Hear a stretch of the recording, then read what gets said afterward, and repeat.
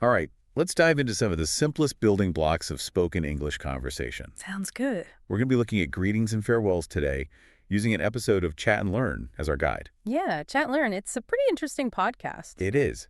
And their approach is so unique, it's like they drop you right into a scene, you know? Yeah, I like that. It's a nice change from like the traditional textbook stuff. Right. Okay, so imagine this, right? You're walking through the park, beautiful day, birds are singing, and you bump into an old friend. What's the first thing you do? You greet them. Exactly. And that's where Chat and Learn starts. Like super basic greetings, hi, good morning, the stuff we all use every day. But they really emphasize that even these seemingly small phrases, they make a big difference. Oh, for sure. I mean, think about it. Your tone of voice, even a little smile, it can completely change how that greeting comes across. Totally. And I love that Chat and Learn encourages you to actually practice saying these greetings out loud. Because honestly, it does feel a little weird at first, talking to yourself in the mirror. I know, right? But I mean, doesn't it help? It makes you more aware of how you sound. It really does. Yeah. Build confidence, too. Yeah, for sure. Okay, so let's say you're not just greeting a friend. You're at a coffee shop and you see someone you'd like to, strike up a conversation with. How do you approach that? Chat and Learn suggests starting with a simple hello, and then introduce yourself. My name is at AMAP, and of course, ask for their name. Yeah, classic introduction stuff. But then it gets interesting because, different cultures, different ways of doing things. Absolutely. Like handshakes, bows, even just a nod. What's considered polite can be totally different depending on where you are in the world. Right. I remember Chat and Learn mentioning how in Japan, like, bowing is a whole art form. The deeper you bow, the more respect you're showing. Exactly. Fascinating, right? Language learning is way more than just memorizing words. It's like a window into another culture. Totally. But even with all these differences, there's one thing that stays the same, I think. What's that? That a warm, genuine greeting, it's universal. It breaks down barriers. It opens the door for connection, no matter where you are. That's such a good point. A smile goes a long way, too. Definitely. Okay, so we've talked about how to start a conversation. How about ending one on a good note? Farewells. Chad and Lerny used this scenario of leaving a party, which I thought was pretty clever. It makes sense, though. You want to leave a good, lasting impression, right? Exactly. So they suggest things like, thank you for having me. I had a great time, the classics. But again, it's not just the words, it's how you say them. Totally. Tone of voice, a little smile, eye contact, it all matters. So it's like the last impression you leave, that final note. I like that. The final note of the conversation makes sense. And they really emphasize practicing these farewells out loud, too. It's all about making those phrases feel natural. Yeah. Like they're a part of you. Yeah, that's the goal, right? To be able to use these greetings and farewells effortlessly in any situation. Exactly. It's all about making it feel natural, right? Yeah. Like second nature. Yeah, exactly. So we've got greetings and farewells covered, the verbal side of things.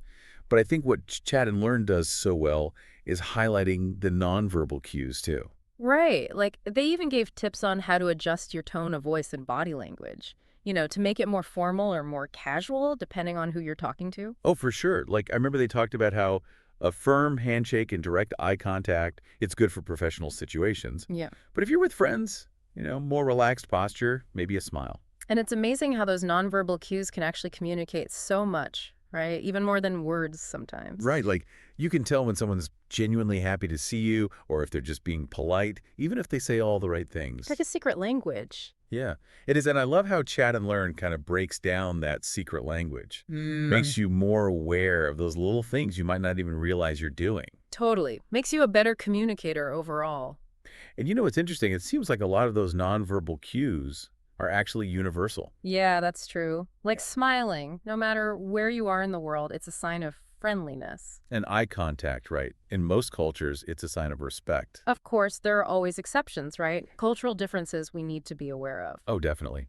I remember Chat and Learn mentioned that in some cultures, direct eye contact can be seen as aggressive. Right. So it's always good to do a little research before you travel, just to be sensitive to those cultural norms. Yeah, it's all about finding that balance, understanding the universals, but also respecting the differences. Makes language learning even more fascinating, don't you think? It's like this whole cultural exploration. It is. And, as we're talking about this, it makes me think that Chat and Learn, it's not just about learning English. It's like they're teaching you how to connect with people on a deeper level. Yeah. It's about communication, building relationships. Those are the things that matter. And they really emphasize practice, too. They're always reminding you that you got to actually use the language to make it stick. Oh, yeah, like anything else, right? Practice makes perfect. You can't just study the rules and expect to be fluent. Exactly. You got to get out there and talk to people, even if it feels awkward at first. I know, it can be intimidating putting yourself out there like that, but it's the only way you'll really improve. Yeah, got to push past that fear. And even your mistakes, they can be valuable learning opportunities. Right. Each mistake is like a little lesson. And Chat and Learn does a good job of encouraging you to focus on the progress you're making instead of beating yourself up over those little mistakes. It's all about celebrating the small wins, right? Totally. Yeah. Because every conversation, every interaction, it's a chance to get better. I like how they cater to different learning styles, too. They use visuals, they have audio clips, they even talk about incorporating movement. It's like they're trying to make it accessible for everyone. Oh, yeah. They do a great job of that. I mean, some people learn best by seeing, some by hearing, some by doing. Right. Chat and Learn seems to cover it all. It's like they've created this inclusive learning environment where everyone can thrive. It's pretty cool. Yeah, I think so, too. So we've talked about a lot here. Greetings, farewells, nonverbal communication, the importance of practice, different learning styles. It's been a pretty thorough dive, thanks to Chat and Learn. It really has. They've packed a lot into this episode. And it all comes together so nicely, right? Yeah, I think that's a testament to their passion for teaching and their dedication to helping people learn English. It's like they genuinely care about their listeners. They do, you can tell. Yeah. And I think their approach, it really works. It's fun, it's engaging, and it gets results. And it makes you realize, like, there are so many other resources out there, right? For language learning, I mean. Oh yeah, tons. Apps, online courses, you can even find language partners online. It's crazy how much is available these days. I know. It can be overwhelming, though, trying to figure out where to start. It's true. I think the best thing is to figure out what works for you, you know? Yeah. Like, do you prefer a more structured approach, like a class? Or do you learn better by just immersing yourself in the language? Yeah, that's a good point. And what are you interested in? Like, if you love music, maybe try listening to songs in the language you're learning. Yeah. Or if you're into movies, watching films with subtitles can be really helpful. Way more fun than just reading a textbook. Oh, definitely. And speaking of textbooks, they can be helpful, but you don't want to rely on them too much. No, for sure. It's all about balance, you know, like getting that structured learning, but also practicing in real life situations. And the best way to practice is to actually talk to native speakers, right? Even if you don't live in a country where the language is spoken. Totally. There are so many ways to connect with native speakers online, language exchange apps, websites, all sorts of stuff. And even if you're a little nervous, just try starting a conversation with someone. You'd be surprised how many people are happy to chat, even if your language skills aren't perfect. Yeah, that's a great point. Putting yourself out there is the best way to learn. And remember, language learning, it's a journey. You're going to make mistakes, you're going to get frustrated sometimes, but the important thing is to just keep going. Absolutely. Don't give up on your goals. Every little step you take gets you closer to fluency.